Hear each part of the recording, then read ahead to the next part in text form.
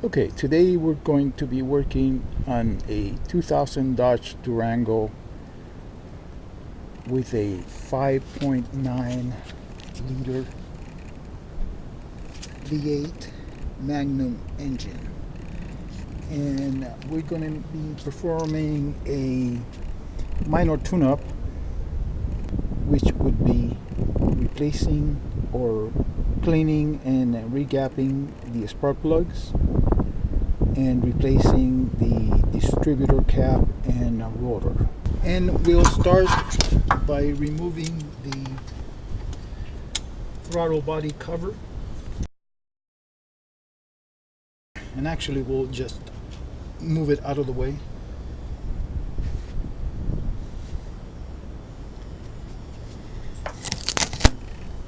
And as you can see, I've numbered the distributor wires because you don't want to change their order or mix them up in any way. They have to be in the original order, and they have to be put back exactly in the same place as they were before. Otherwise your engine will not run at all, or will run very roughly if you get one or two wires out of order. And the nice folks at Chrysler made it real easy for us. They stamped the firing order right on the top of the intake manifold, and this is the order that the engine fires, starting with cylinder number 1, which would be the left front driver's side front cylinder, and following number 8, 4, 3, 6, 5, 7, 2. And the cylinders are also marked on the side of the manifold. You got 1 here, the very first one, and 3, then 5 and 7, and 1 is stamped below the bracket here, so you can't see it. And on this side we have 2, 4, 6, and 8 right here. So we want to make sure that firing order is maintained, strictly maintained. So I numbered the wires here, and actually for speed I just numbered them in sequence so I don't have to follow the wires to each cylinder. But in actuality, the correct way would be to number each wire in their firing order sequence. So for speed and ease, I just numbered them in sequence because I'm just going to replace them. I'm just going to take the new distributor cap and replace them one by one, and I'm just going to keep track of exactly where I started, and so I can keep everything in the right place and the correct order. So I marked the location of the first wire here, and that way I can just follow each one along, since I'm going to have to remove them all and remove the distributor cap and put this one in place, because the wires just won't give me enough slack to connect them without removing the old cap. So I've numbered all of them, so I'm going to just replace them in sequence, just making sure they go back in the same place on the new distributor cap and in the same order. And to remove the distributor cap, we just simply need a Phillips screwdriver. There are 2 bolts on the left and the right side.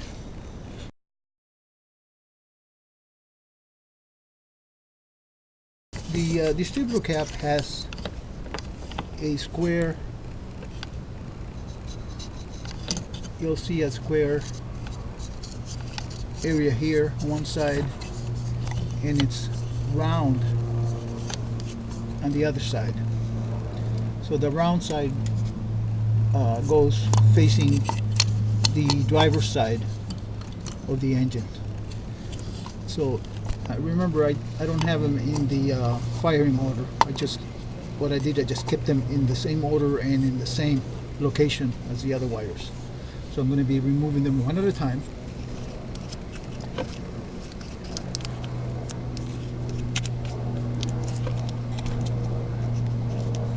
To make sure they're in the same order and they're falling in the same location.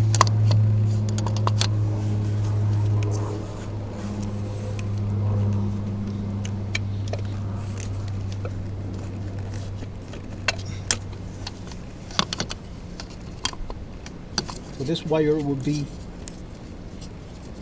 this one here.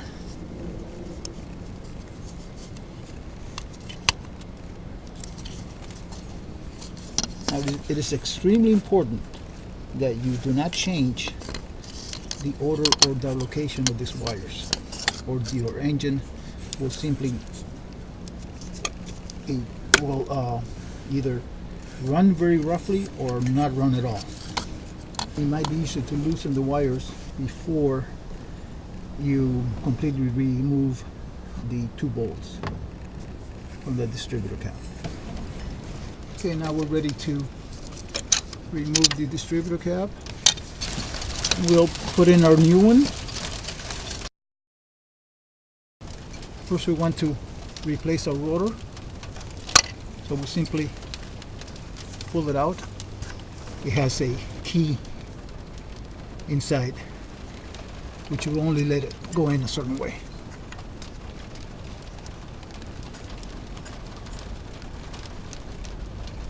Just push it in place. And the screw with the square area goes towards the passenger side. Next, we'll be replacing the spark plugs. And what we want to do, we want to first remove the spark plug wire, and we want to make sure we don't pull from the wire itself. We need to pull from the boot. So we want to make sure we grab onto the boot and pull it straight out. And so sort of wiggle a little until it snaps out.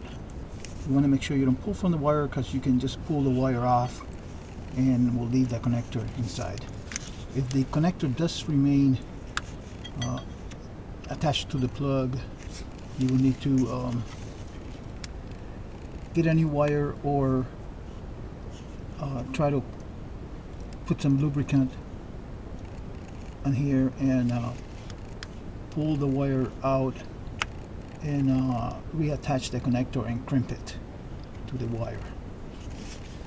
Because these are it's not an actual wire, it's a carbon core in the center of the wire that is a resistance wire to minimize radio reception interference. So they're very delicate, the carbon core inside these wires.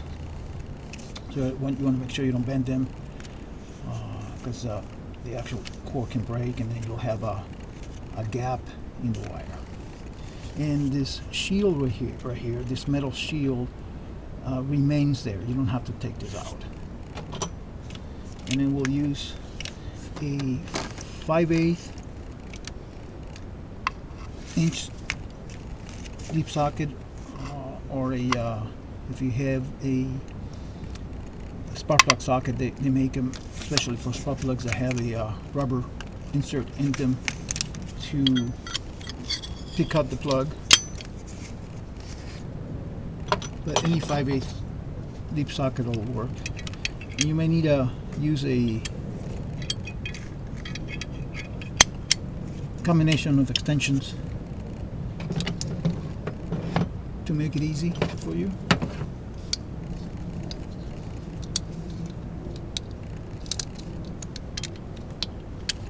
you always use a ratchet.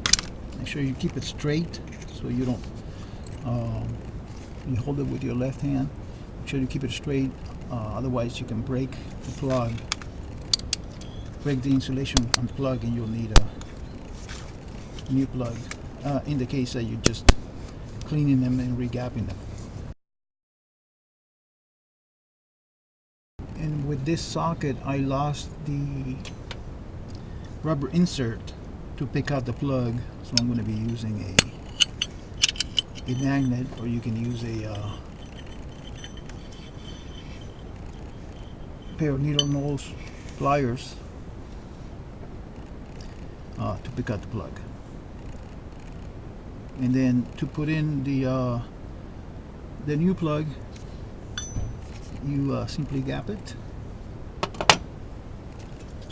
and you need to look up the specifications for your particular car, and you can use, there's several tools to gap spark plugs. This is the most common one. I don't like to use this one. I like to use this kind because especially for new plugs, not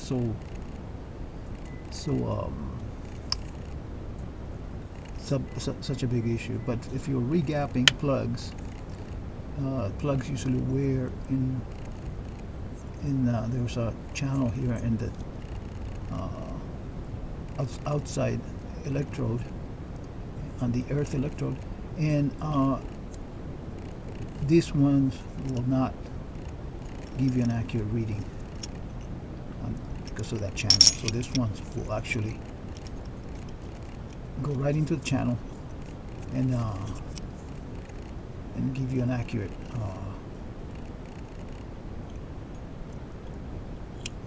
gap measurement.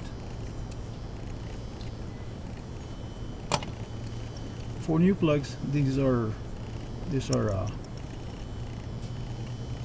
can be used, and I usually use these just to tap them and help bringing the electrode to the correct gap.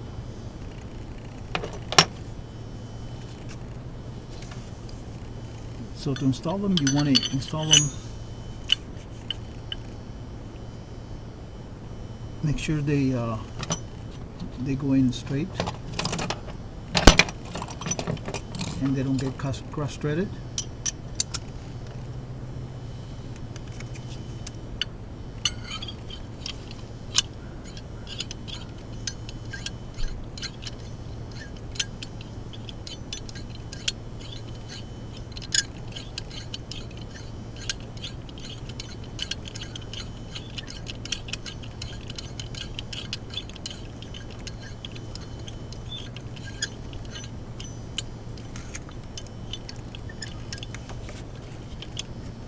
Once you feel they should go in easily.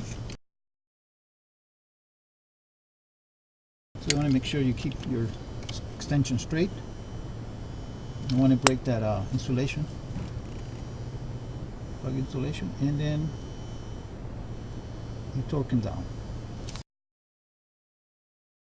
Then we'll snap in our connector, and you want to make sure that it's better to do them one at a time.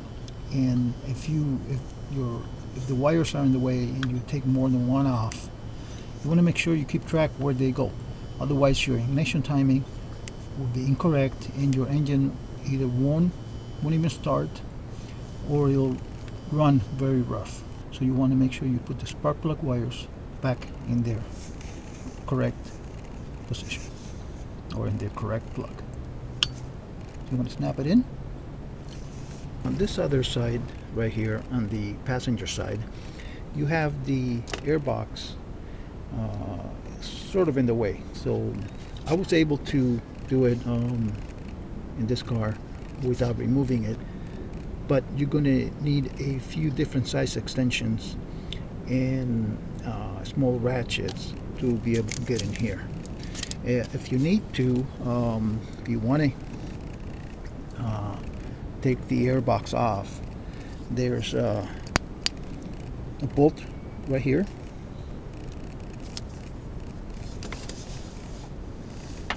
you can take that nut off right there, and this one right here, and that and then you can disconnect it from the throttle body, and then you can just remove the entire air box, and you have more room to get to the spark plugs on the passenger side.